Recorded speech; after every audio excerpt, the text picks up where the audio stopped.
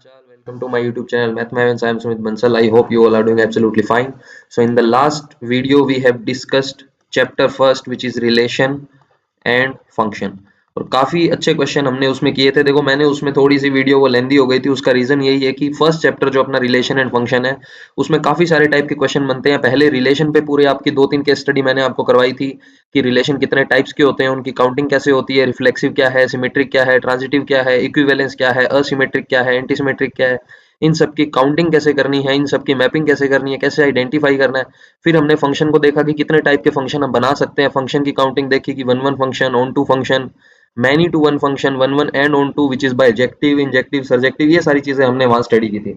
और साथ ही अगर आपने उस वीडियो को एंड तक देखा हो तो मैंने आपको यहाँ पे मोस्ट इंपॉर्टेंट जो इसका क्रक्स था, पहली बात पूरी वीडियो का लास्ट जो हमने केस स्टडी की थी उसमें ये सारे फॉर्मूले जो है मोस्ट इंपॉर्टेंट ये मैंने आपको बताए थे कि किस टाइप से आप किसी फंक्शन की काउंटिंग या किसी रिलेशन की काउंटिंग कैसे कर सकते हो डायरेक्टली एमसीक्यू में, और उसको हमने अच्छे से समझा था। आज हम जो चैप्टर करने वाले हैं वो हमारा नेक्स्ट चैप्टर है which is inverse trigonometry function. ठीक है, काफी अच्छा चैप्टर है, आईटीएफ जिसको अपने बोलते हैं। तो इनवर्स ट्रिग्नोमेट्री फंक्शन में किस टाइप की केस स्टडी बनती है, ये वीडियो इतनी लेंथी नहीं होगी, 2 ही केस स्टडी इसमें हमें करनी है क्योंकि इसमें ज्यादा कुछ है नहीं।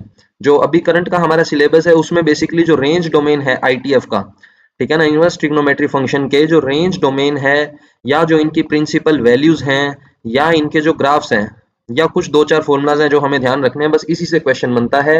Whether it is MCQ, case based question और 2 marks question, it doesn't matter, concept इससे बाहर नहीं जाएगा। ठीक है, तो किस टाइप से केस स्टडी फ्रेम होती है बेसिकली आपको एक आइडिया देने के लिए मैंने यहाँ एक अगेन केस स्टडी ली है, काफी अच्छी केस स्टडी है, ध्यान से इसको देखेंगे।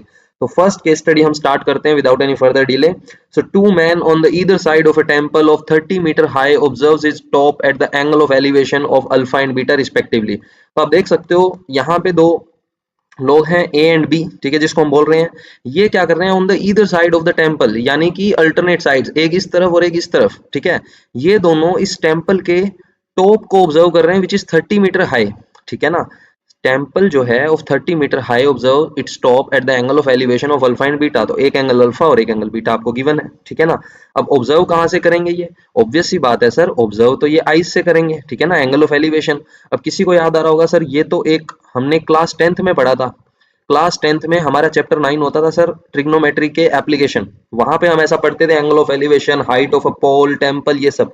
तो देखो उसी को इसने इनवर्स फंक्शन में कैसे रिलेट किया इसको हमें समझना है। ठीक है, हालांकि जो केस स्टडी फर्स्ट चैप्टर की है वो काफी अच्छी बनती है, सेकंड में से आने के चांसेस कम है, इस चैप्टर में से केस स्टडी आने के चांस कम है, पहले मैं बता रहा हूँ, बट आपकी अंडरस्टैंडिंग के लिए मैं बता रहा हूँ कि अगर आएगी तो किस तरीके से वो फ्रेम कर सकता है। ठीक है, तो अब आगे हमें क्या बोल रहा है देखते हैं। नेक्स्ट हमें इसमें क्या बोल रहा है, as shown in the figure the distance between the two men is 40√3 metre, यानी कि जो डिस्टेंस है इन दोनों के बीच में, इन दोनों के बीच में जो डिस्टेंस है वो क्या है आपका 40√3 मीटर है। और यहाँ पे क्या बोल रहा है on the either side of the temple of 30 metre high. ठीक है ना, टेम्पल का जो टॉप है वो कितना है 30 मीटर हाइट है इसकी, क्या हाइट है इसकी 30 मीटर। ठीक है, इसको हम थोड़ा सा यहाँ पे फ्रेम कर लेते हैं ना, ये जो इसकी हाइट है वो 30 मीटर है। ठीक है, ऐसे हम समझ लेते हैं। अब आगे क्या बोल रहा है, the distance between the first person A and the temple is 30√3। देखो अब तो कुछ भी नहीं बचा, बहुत ही सिंप्लीफाई कर दिया इसने। बोल रहा है कि टेम्पल और जो फर्स्ट पर्सन ए है उसके बीच में जो डिस्टेंस है वो 30√3 है, यानी कि 30√3 जो डिस्टेंस है वो ए से डी का डिस्टेंस हो गया। ऑल राइट, सो अगर 30√3 ये डिस्टेंस है, टोटल डिस्टेंस 40√3 है, it means the distance of person be standing on the right side of the temple, the distance of this person is 10√3। इसमें कोई भी डाउट नहीं होना चाहिए आपको। ठीक है, आगे क्या बोल रहा है, बेस्ड ऑन द अबर इंफॉर्मेशन। अब हमें आगे क्वेश्चन ये पूछना चाह रहा है, क्या है क्वेश्चन की फ्रेमिंग हम देख लेते हैं। ठीक है, क्या पूछ रहा है हमसे, the C A B is alpha. तो अल्फा क्या होगा, ध्यान से सुनना मेरी बात, बहुत ही इजी क्वेश्चन है। अल्फा पूछ रहा है, क्या पूछ रहा है, अल्फा। अल्फा कहाँ पे है सर, ये रहा अल्फा, तो अल्फा तो यहाँ पे है सर। इसमें लेकिन थोड़ा सा आपको एक चीज ध्यान रखनी पड़ेगी कि इसमें ये जो हाइट यहाँ पे दिया ना, इसमें एक थोड़ा सा कैच है, इसको आप लूप होल भी बोल सकते हो, थोड़ा सा फ्रेमिंग सही नहीं है क्वेश्चन की। क्योंकि जनरली जब हम ये क्वेश्चन डील करते हैं तो जो हाइट है, हाइट हमेशा हम हॉरिजॉन्टल से लेते हैं, यानी प्लेन जो है हमारा वहां से लेते हैं, और जो एंगल है वो भी हमारा यहाँ से स्टार्ट होता है। अब इनकी हाइट के बारे में हमें कोई इन्फॉर्मेशन है नहीं, ठीक है ना, ये जो स्टेयर्स हैं इनकी हमें कोई इन्फॉर्मेशन नहीं है। तो इस क्वेश्चन में थोड़ा सा आपको ध्यान रखना होगा कि ये जो हमारे पास ये जो हमारे पास हाइट है टेम्पल की, वो हमें हाइट ये कंसीडर करनी होगी जहां से हमारा एंगल ऑफ एलिवेशन स्टार्ट हो रहा है, ठीक है ना। हॉरिजॉन्टल हम इसको मान के चलेंगे तो जो टेम्पल की हाइट 30 है ना, इसको यहां तक रख के चलेंगे, ठीक है ना, तभी ये सॉल्यूशन इसका बन पाएगा, क्योंकि यहाँ पर एक वेरिएबल मिसिंग है कि इनकी हाइट क्या है। ऑल्दो सेम दिख रही है दोनों की अल्फा बीटा जो इसने हॉरिजॉन्टल लाइन बनाई है, बट क्योंकि ये मिसिंग है तो हमें इसको यही करना पड़ेगा, अदरवाइज ये डुएबल नहीं है, ठीक है ना। तो थोड़ा सा इसको आप लूप बोल सकते हो, क्वेश्चन की फ्रेमिंग इस तरीके से है। तो अब इस क्वेश्चन में कुछ बचेगा नहीं, खैर हमें करना क्या है, बेसिकली यहाँ पे हमारा एक ट्राइंगल बन गया, ठीक है ना। अब इस ट्राइंगल में अगर आपको दिख रहा हो तो ये जो हाइट है वो हमारी 30 है और ये जो हमारा बेस है वो 30√3 है। कह रहा है अल्फा क्या होगा, अल्फा क्या होगा। मुझे एक बात बताओ, ये अल्फा के लिए कौन है, परपेंडिकुलर है, ये कौन है, बेस है, ये कौन है, हाइपोटेन्यूस है। कुछ बच्चे साइन को देख के हाइपोटेन्यूस फाइंड करने की कोशिश करेंगे, बट इसकी नीड नहीं है। मैं कह रहा हूँ परपेंडिकुलर और बेस में जो रिलेशन है वो हमें कौन बताता है, tan थीटा बताता है कि परपेंडिकुलर अपॉन बेस होता है। थीटा जो है हमारा यहाँ पे वो अल्फा है, परपेंडिकुलर हमें पता है 30 है, बेस हमारा क्या है यहाँ पर 30√3 है। अगर मैं इसको इससे कैंसल आउट करता हूँ तो मेरे पास 1/√3 आता है, which is nothing but tan 30 degree. tan 30 means π/6, it means alpha की जो वैल्यू है वो π/6 हो जाएगी, ठीक है ना। तो मैंने ये tan की टर्म्स में निकाल लिया, मुझे हाइपोटेन्यूस की नीड नहीं है। अब क्योंकि हमें इसने साइन में ऑप्शन दे रखे हैं, तो मुझे बताओ साइन इनवर्स अल्फा क्या चाहिए मुझे, अल्फा, अल्फा कौन है, π/6, ठीक है ना। तो π/6 का मतलब क्या हो गया यहाँ पे, साइन π/6, क्योंकि मुझे साइन में आंसर चाहिए। सॉरी यहाँ पे थोड़ा सा मैंने गलत लिख दिया इसको, हमें बेसिकली क्या चाहिए, हाँ π/6 ही था ना, π/6 ही तो था, ठीक है। अल्फा हमारा क्या है, अल्फा हमारा π/6 है, लेकिन इसने साइन में पूछा है, तो मैं लिख सकता हूँ साइन इनवर्स साइन π/6। क्यों लिख सकता हूँ, क्योंकि साइन इनवर्स की जो रेंज है, साइन इनवर्स एक्स की जो हमारे पास रेंज होती है वो हमें पता है क्या होती है, -π/2 से π/2 होती है, क्लोज इंटरवल, ठीक है ना। जहां पे एक्स हमारा होता है वो -1 से 1 होता है, क्लोज इंटरवल। ये सारी चीज आपको ऑलरेडी पता है। तो मैंने क्या किया, अल्फा निकाल लिया π/6। अब अल्फा को मैं लिख सकता हूँ साइन की टर्म्स में, मुझे आंसर चाहिए, तो साइन इनवर्स साइन π/6, जिससे मेरा साइन इनवर्स और साइन बन जाएगा identity, it means we are getting π/6, right. अब मुझे यहाँ से चाहिए इसमें साइन इनवर्स में आंसर, तो मुझे बताओ साइन 30 डिग्री क्या होता है, 1/2 होता है सर। तो साइन इनवर्स 1/2 जो है हमारा यहाँ पे करेक्ट आंसर हो जाएगा, ठीक है। तो इसमें कोई भी डाउट नहीं होना चाहिए। नेक्स्ट हमें क्या पूछ रहा है, CAB alpha, again alpha, alpha हम ऑलरेडी फाइंड कर चुके हैं π/6। अब कह रहा है कि कोस में बताओ, किस में बताओ, कोस में। तो कोस इनवर्स जो है इसकी भी आपको रेंज पता है, कोस इनवर्स की भी आपको रेंज पता है, क्या होती है सर, 0 से, एक मिनट, कोस इनवर्स जो है इसकी भी हमें रेंज पता है, ये हमारा क्या होता है, 0 से पाई होता है सर। क्या होता है, 0 से पाई, जहां पे x जो है अगेन हमारा -1 से 1 बिलोंग करता है। तो मुझे तो कोस इनवर्स में आंसर देना है, तो मैं लिख सकता हूं cos inverse of cos π/6। Cos π/6 means cos 30, और कोस 30 बच्चे बच्चे को पता है क्या होता है, √3/2 होता है। इट मीन्स इसका जो ऑप्शन होगा वो हमारा ऑप्शन सी यहाँ पे करेक्ट हो जाएगा, इसमें कोई भी डाउट नहीं होना चाहिए, ठीक है। नेक्स्ट हमारे पास क्या है, नेक्स्ट देख लेते हैं। नेक्स्ट हमें पूछा है BCA विच इज बीटा। अब बीटा फाइंड करना है, अल्फा हमने फाइंड कर लिया था। यहाँ पे आ जाओ क्वेश्चन पे वापस, हमें इसमें बीटा चाहिए। अब बीटा कैसे निकलेगा, बीटा को थोड़ा सा ध्यान से समझ लेते हैं। बीटा कहाँ है, बीटा कहाँ है, ये रहा बीटा। बीटा के लिए अगेन मैं वही कॉन्सेप्ट यूज कर रहा हूँ। मुझे बताओ tan बीटा क्या होगा सर, परपेंडिकुलर अपॉन बेस होगा। क्या होगा, परपेंडिकुलर अपॉन बेस होगा। परपेंडिकुलर पता है क्या, ये रहा सर परपेंडिकुलर, अभी आपने बताया था 30 है, कितना है 30। बेस पता है क्या बेटा, बिल्कुल सर गिवन है, बेस भी कितना है 10√3। 10 से 30 को कैंसिल करोगे 3/√3, अगेन इसको इससे कैंसिल करोगे, न्यूमरेटर में √3 बचेगा, बिकॉज 3 को आप लिख सकते हो √3 इंटू √3, इसमें कोई रॉकेट साइंस नहीं है। तो एक हमारा यहाँ कैंसिल हो गया, एक हमारा यहाँ पर कैंसिल हो गया, तो हमें मिल गया ये कितना, बीटा हमें जो मिल जाएगा tan बीटा वो मिल गया √3। √3 बीटा कब होता है सर, 60 पर होता है, यानी π/3 होता है। तो बीटा हमें पता चल गया π/3। अब हमसे क्या पूछा है, tan में आंसर पूछा है, किस में पूछा है, tan में। तो बीटा जो है हमारा कितना आ गया, 60 था, 30 था, 60 डिग्री था, है ना, मतलब π/3 था। अब मुझे पता है tan inverse, tan inverse x की जो रेंज है हमारी वो क्या होती है, -π/2 ओपन से +π/2 ओपन होता है, ठीक है ना। तो ये चीज आपको पता है। अब हमें क्या करना है, इसमें हमें चाहिए tan में आंसर, तो मैं लिख सकता हूँ tan इनवर्स tan π/3, और tan π/3 अगेन हमें पता है क्या होता है, √3 होता है सर। क्या होता है, √3। तो हमारा इसमें ऑप्शन हो जाएगा कौन सा, डी करेक्ट हो जाएगा। ठीक है, एंगल एबीसी पूछा है, कौन सा पूछा है, एंगल एबीसी। एबीसी कहाँ है, वापिस आते हैं क्वेश्चन पे। एबीसी, ये पॉइंट है ए, ये पॉइंट है बी, और सी पॉइंट है हमारा ये, यानी कि ये कंप्लीट एंगल हमसे पूछा है। तो मुझे एक बात बताओ, मुझे एक बात बताओ तुम लोग, कि अगर ये एंगल 90 है, ऑब्वियस सी बात है, ये एंगल अल्फा हमने फाइंड किया था, कितना आया था हमारा 30 डिग्री, ये हमने फाइंड किया था कितना आया था 60, ये क्या है 90, ये 90, ये 30, तो एंगल सम प्रॉपर्टी से it has to be 60 because ये दोनों कॉम्प्लीमेंट्री होते हैं। अब ये 60 है तो इसको क्या होना पड़ेगा सर 30, तो ये कंप्लीट एंगल हमारा कितना आ गया 90 आ गया, इसमें कोई डाउट नहीं है। तो इसने हमसे यही कंप्लीट एंगल पूछा है, तो कितना आ गया 90 डिग्री विच इज π/2, तो फोर्थ का ऑप्शन सी करेक्ट हो गया।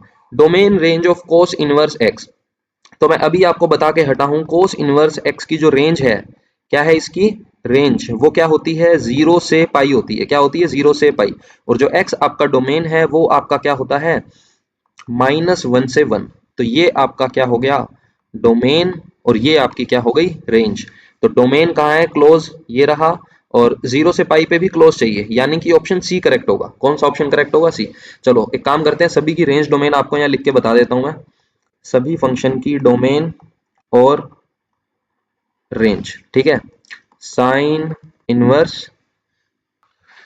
तो ये मैंने आपके लिए यहाँ पे रेंज डोमेन लिख दिया है, थोड़ा सा वीडियो को स्किप कर दिया, थोड़ा सा आपका टाइम सेव हो जाएगा, वरना आपको जनरली लगता है कि वीडियो काफी लेंदी हो गई है, तो इसलिए मैंने ये यहाँ पे ऑलरेडी लिख दिया है, आप इसको चेकआउट कर लेना, इसका स्क्रीनशॉट ले लेना, बहुत ही काम की चीज है, क्वेश्चन यहीं से बनता है जनरली हमारा। तो साइन, कोस, टेन, कोट, सेक, कोसेक, इन सबका डोमेन, और जो रेंज है हमारी जो प्रिंसिपल ब्रांच होती है बेसिकली, रेंज जो हम यहाँ पे लेते हैं वो प्रिंसिपल ब्रांच वैल्यू हम लेते हैं बेसिकली, है ना। तो प्रिंसिपल ब्रांच में क्या इसकी रेंज है वो मैंने यहाँ पे मेंशन कर दी है, इसको आप जरूर देख लेना, स्क्रीनशॉट इसका ले लेना, क्वेश्चन क्योंकि यहीं से बन रहे हैं। ठीक है, तो ये हमारी केस स्टडी कंप्लीट हो चुकी है, ये इसके आंसर्स हैं, आप इसमें मैच कर सकते हो जो हमने किए हैं।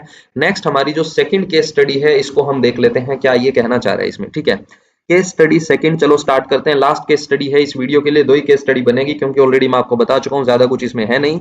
सो क्या है, the government of India is planning to fix a hoarding board at the face of a building on the road of a busy market of awareness। ठीक है ठीक है ठीक है, जो भी है इससे कोई इतना खास फर्क पड़ेगा नहीं, इसको पढ़ लेना, टाइम वेस्ट है ये। A is the considered to be the person viewing, ठीक है, 20 metre away from the building, जो ए है वो 20 मीटर अवे है, कीवर्ड्स पकड़ने हैं हमें इसमें, ठीक है ना। ए है जो वो 20 मीटर अवे फिगर में हमें दिख रहा है, ठीक है ना। C D E F, height है 10 मीटर, ये भी मेंशन है फिगर में, और कुछ हमें इसमें पढ़ने की जरूरत नहीं है, आप देख लेना। ठीक है, थोड़ा सा मैं यहाँ 1 सेकंड का पॉज लेता हूँ, इसको आप पढ़ लो आराम से, वीडियो को रोक के, मैं इसमें टाइम वेस्ट नहीं कर रहा हूँ। ठीक है, क्योंकि फिगर में सब कुछ गिवन है। ठीक है, फिगर में सब कुछ ऑलरेडी मेंशन है, तो हम क्यों टाइम वेस्ट करें, हमें पता है कि ये 20 है। अच्छा, इनके नेम की शायद नीड पड़ सकती है, वो अपने बाद में देख लेंगे, पहले क्वेश्चन पे आते हैं सीधा। कह रहा है सी ए बी क्या है, what is measure of C A B. अच्छा, कभी कभी ये ऐसे भी लिखा होता है M angle C A B, तो इससे परेशान मत होना कि ये क्या चीज आ गई, एम का मतलब होता है मेजर, क्या मतलब होता है measure, what is the measure of this angle C A B, तो सी ए बी का मेजर क्या है वो हमें देखना है, क्या इसकी वैल्यू है बेसिकली एंगल की। ठीक है, तो सी ए बी आइडेंटिफाई करो कहाँ है सर, ये रहा सी ए बी, मतलब इस एंगल की बात हो रही है सर कि ये एंगल कितना है, तो मुझे बताओ, ये हमें पता है 10 है, पता है ना 10, और ये हमें पता है डिस्टेंस कितना है 20 है, तो क्या आप ये एंगल नहीं बता सकते, बिल्कुल बता सकते हैं सर, क्या इसमें परेशानी है, आपने सिखाया कैसे बताना है। देखो मुझे एक बात बताओ, अगर ये एंगल अल्फा है तो मुझे बताओ tan अल्फा क्या होगा, tan अल्फा सर होता है परपेंडिकुलर अपॉन बेस, परपेंडिकुलर है 10, बेस है 20, यानी कि सर 1/2 आ गया, क्या आ गया 1/2, लेकिन 1/2 का तो एंगल हमें पता ही नहीं, कोई बात नहीं, इसको 1/2 ही रखो, हमें किस में आंसर देना है, tan इनवर्स में आंसर देना है, किस में देना है tan इनवर्स। तो मुझे बताओ कि tan इनवर्स ऑफ tan कितना होगा एंगल यहाँ पे, tan अल्फा, क्या हमें ये tan अल्फा की वैल्यू पता है, नहीं पता, हमसे अल्फा पूछा था ना, हमसे क्या पूछा था अल्फा, हमें अल्फा तो यहाँ फाइंड कर नहीं पाए कि 1/2 किस एंगल पर होगा tan के लिए, छोड़ो उसे, हमें क्या करना है, हम तो tan अल्फा की वैल्यू रख देंगे जी, वैल्यू क्या है 1/2, तो कौन सा ऑप्शन करेक्ट हो गया, बी ऑप्शन करेक्ट हो गया सर, कौन सा ऑप्शन करेक्ट हो गया, बी, कोई डाउट इसमें, फर्स्ट का बी डन, ओके।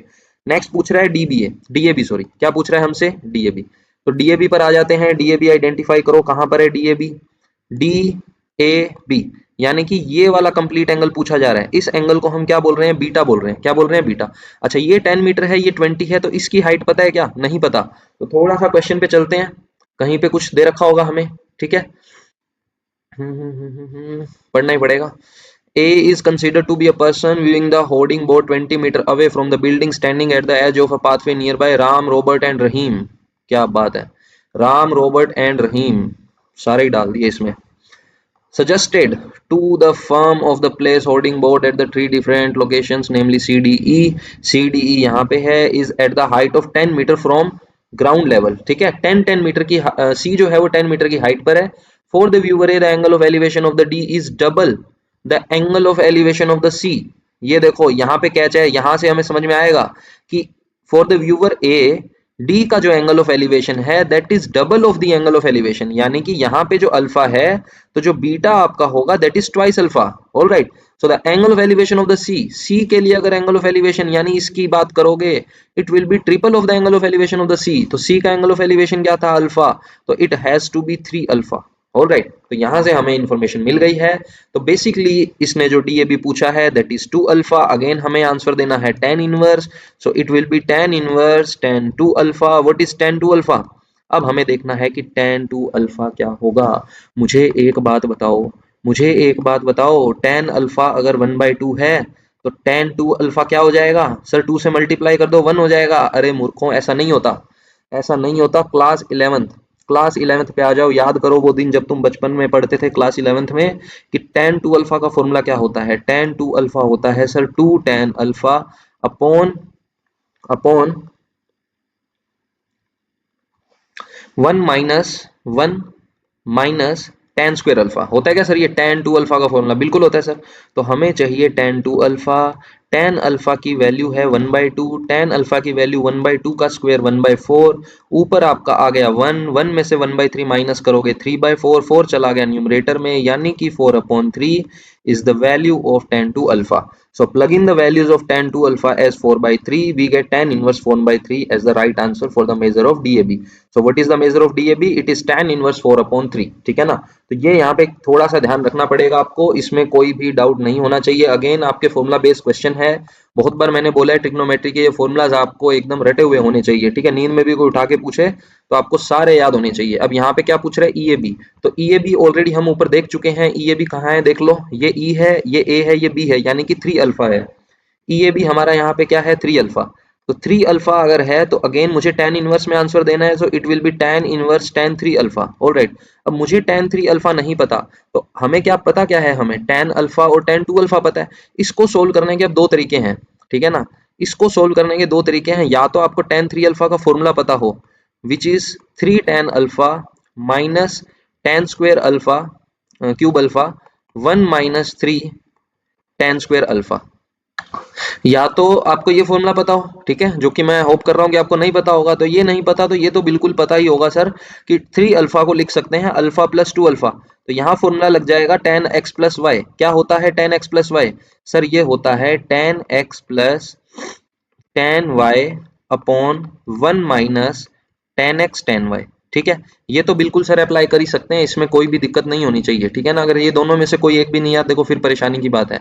दोनों में से जो आपको अच्छा लगे वो अप्लाई कर लो, ठीक है। मैं ये वाला अप्लाई कर देता हूँ, इसमें आप करके देखोगे सेम ही आंसर आएगा, कोई फर्क नहीं है।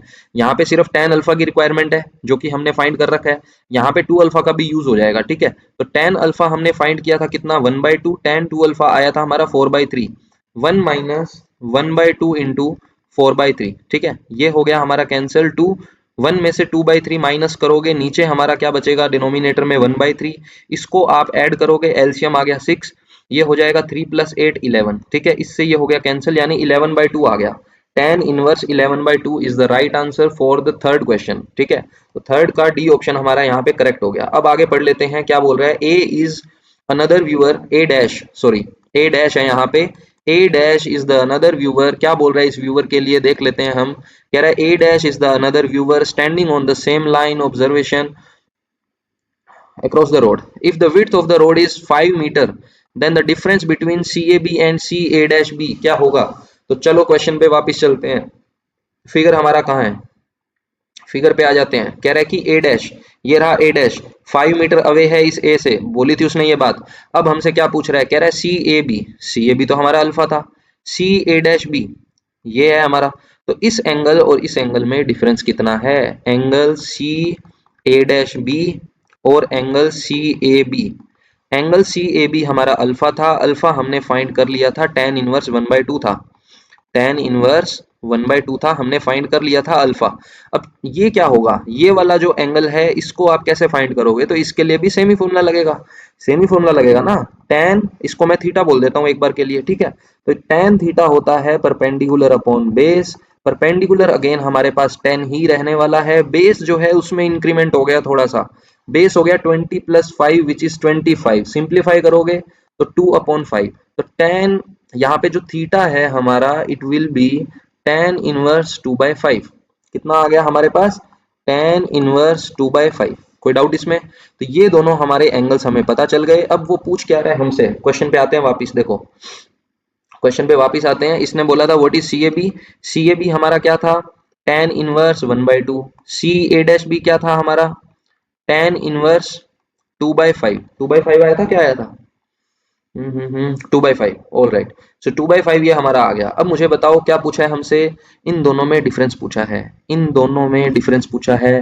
तो इन दोनों में डिफरेंस कैसे निकलेगा, अगेन फॉर्मूले, फॉर्मूले आपका पीछा तब तक नहीं छोड़ेंगे जब तक आप इन्हें नहीं याद करोगे। तो फॉर्मूला क्या अप्लाई होगा, tan inverse x minus tan inverse y। क्या फॉर्मूला होता है सर, ये होता है tan inverse x minus y upon 1 + x into y, ठीक है। तो ये फॉर्मूला जैसे ही आपको याद आ जाएगा या किसी आसपास से पूछ लोगे तो आप इसमें अप्लाई कर दोगे, और फॉर्मूला अप्लाई करने के बाद हमारा आंसर क्या आ रहा है देख लो, x है 1/2, y है 2/5, 1 + x है हमारा 1/2 और y है हमारा 2/5। अब देखो इसी को हमें फर्स्ट पे रखना है, इसी को हमें सेकंड पे रखना है। उसका रीजन सिंपल है, वैल्यूज को देख लो कौन लार्ज है कौन स्मॉल है, ठीक है ना, वरना फिर नेगेटिव करके बैठ जाओगे तो गड़बड़ हो जाएगी, ऐसा नहीं करना है। तो ये हो गया tan इनवर्स, 1/2 में से 2/5 माइनस करोगे, एलसीएम आ गया 10, 5 - 4, ठीक है। डिनोमिनेटर में क्या है, 1 + 2 से 2 कैंसिल, 1/5। ऊपर हमारा आ गया tan इनवर्स कितना, 1/10 अपॉन 6/5, ठीक है। एलसीएम ले लिया, इतना तो आप कर सकते हो, 2 से मल्टीप्लाई किया 12, तो ये आ गया tan इनवर्स 1/12।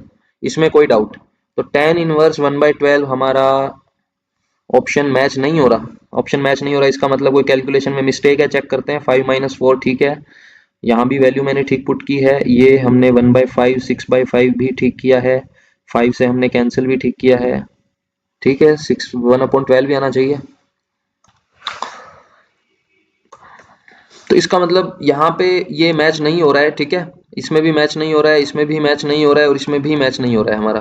तो कहीं ना कहीं इसमें ही मिस्टेक है ऑप्शंस में, क्योंकि हमने बिल्कुल एक्यूरेट किया है, आपके सामने है।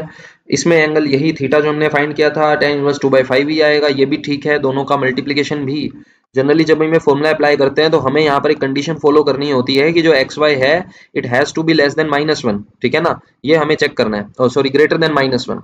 यहाँ पे हमें ध्यान रखना होता है कि x इंटू वाई जो है it has to be greater than -1, क्योंकि ये हमें पॉजिटिव चाहिए होता है, ठीक है ना। तो अगर हम 1 + xy को पॉजिटिव रख रहे हैं, इसका मतलब ये -1 से ग्रेटर होना चाहिए। और जो हमारी xy की चॉइसेस है ये हमें अलाउ करती है कि ये हमारी कंडीशन सेटिस्फाई हो रही है, कुछ हमें ऐड सब्ट्रैक्ट करने की जरूरत नहीं है, ठीक है ना। Otherwise pi plus pi minus pi plus इसमें ये ऐसा हो जाता है, बट हमें ऐसा नहीं करना है। तो इसमें कोई भी ऑप्शन मैच नहीं हो रहा है, तो इसको आप थोड़ा सा ठीक करके लिख लेना। इसका जो आंसर आएगा वो tan इनवर्स 1/12 ही आएगा, ठीक है, क्योंकि इसमें ये जो ऑप्शन दे रखा है नीचे फोर्थ का इसमें लिखा हुआ है tan इनवर्स 1/8, तो ये इनकरेक्ट है, ठीक है ना। ये मैंने आपको वेरीफाई करवा दिया, आप कहीं से भी चेक कर लेना, tan इनवर्स 1/12 ही इसका आएगा। नेक्स्ट हमारा लास्ट क्वेश्चन है इस वीडियो का, केस स्टडी जो हम कर रहे हैं। क्या क्वेश्चन है, पूछ रहा है कि what is the domain and range of tan inverse.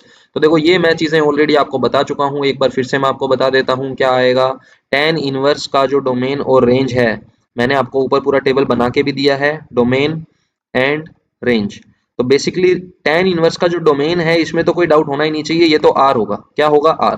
तो ये दो ऑप्शन तो करेक्ट इनकरेक्ट हो गए, क्योंकि ये कह रहा है पॉजिटिव रियल नंबर्स, ये कह रहा है नेगेटिव रियल नंबर्स, तो बचे ये दोनों। अब बात आ गई रेंज भी पता होनी चाहिए, तो रेंज होती है ओपन इंटरवल -π/2 से ओपन इंटरवल +π/2, यानी कि ऑप्शन सी जो है it has to be correct. और यहाँ पे आपको आई थिंक समझ में आ गया होगा, कोई भी दिक्कत नहीं है। और यहाँ पे ऊपर मैंने आपको बना के बताया था, ये रहा रेंज डोमेन, इसको देख लेना एक बार, ठीक है, यहाँ इसका स्क्रीनशॉट ले लेना। इसके बाद जो हमारा चैप्टर है वो नेक्स्ट वीडियो में करेंगे। मैट्रिसेस की काफी अच्छी केस स्टडीज बनती हैं जो हम डिस्कस करेंगे नेक्स्ट वीडियो में, ठीक है ना। नेक्स्ट वीडियो में डिस्कस करेंगे 4-5 केस स्टडी है, इस वीडियो में इतना ही रखेंगे, सारे कॉन्सेप्ट कवर हो चुके हैं। इसको अच्छे से एक बार देख लेना, सारे स्क्रीनशॉट ले लेना, जो जो चीजें आपको समझ में आएगी।